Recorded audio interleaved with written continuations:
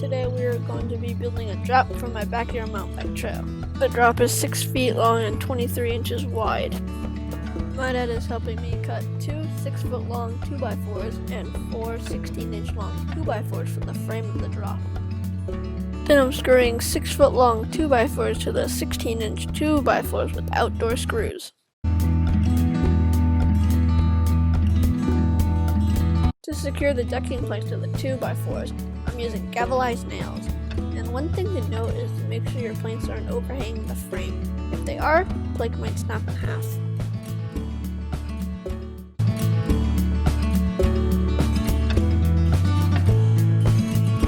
These planks were all scrap wood, so they're all different lengths. In order to cut them to 23 inches, we marked a length with a chalk line, then my dad used a circular saw to cut them.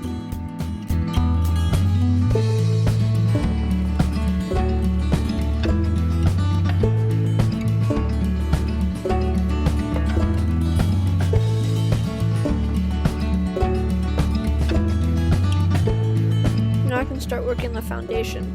Because this drop is going to be movable, I'm digging a 4-inch deep 8x10 hole, filling it with gravel.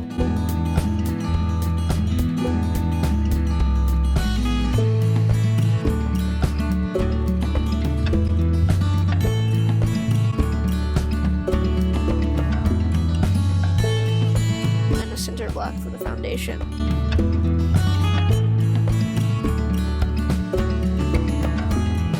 Once the center block was level, we put the drop on it and it fit perfectly. Thank you for watching my first video. If you enjoyed today's video, please give this video a like, subscribe to my channel, and I'll see you next time.